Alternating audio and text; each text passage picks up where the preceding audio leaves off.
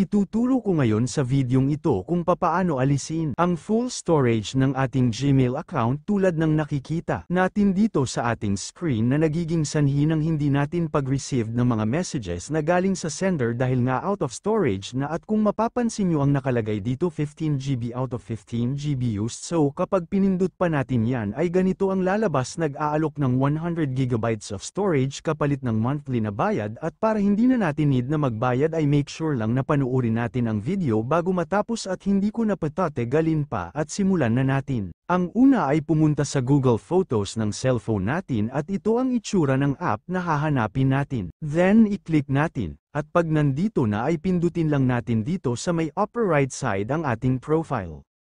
Then kung mapapansin nyo ay naka-full storage na ito at nakalagay ay out of storage at na-reach niya na rin yung sagad na GB ng ating Google Photos. Ang gagawin natin ay i-click itong Manage Storage.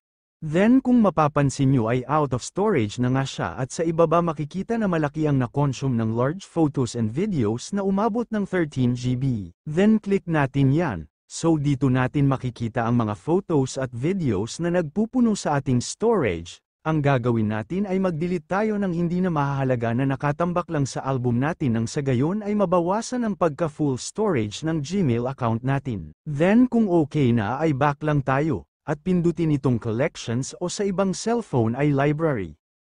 Then next na i-click ay itong Trash o kaya ay Bin. Then dito makikita ang mga dinilit natin kanina at nakalagay dito backed up items will permanently deleted after 60 days in trash and items that aren't backed up will be deleted after 30 days. So sinadyata para kapag magbago ang isip nyo ay pwede nyong i-restore ang mga na-delete nyong file. Ang gagawin natin ay i-delete na rin agad natin ito kasi kahit naka-delete na ito ay nag-o-occupy pa rin ito ng space sa storage ng cellphone natin, especially dito sa Gmail na for backup purposes ng mga files natin.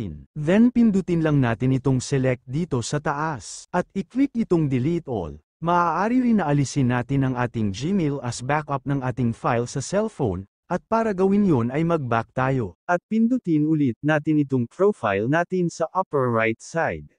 Then i-click itong Photos Settings, at i-click itong Backup.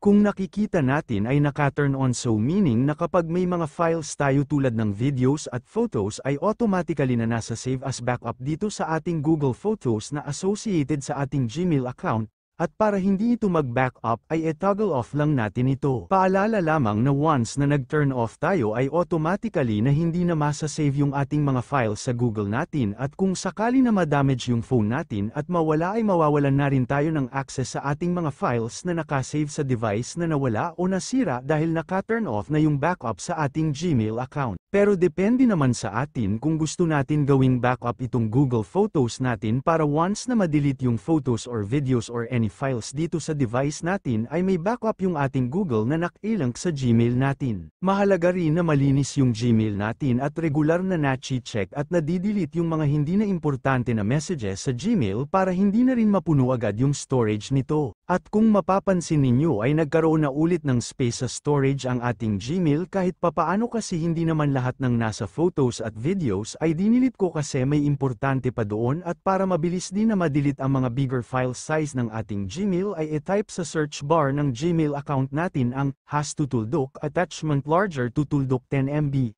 Then dito lalabas ang mga pwede na natin ma-delete na mga bigger file size na hindi na importante na nagpapasikip sa Gmail natin.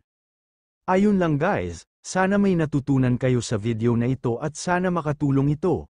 At kung nagustuhan nyo pa, like and share na lang po, at kung hindi pa kayo nakasubscribe ay pasubscribe naman po sa ating YouTube channel na Kuya Chris TV, at pati na rin po ang Kasipag Vlog channel. Kung meron pa kayong mga tanong at gusto ng kasagutan, mag-comment lamang po tayo sa comment section sa baba at i-try po natin gawan ng content yan. Maraming salamat po sa panunood.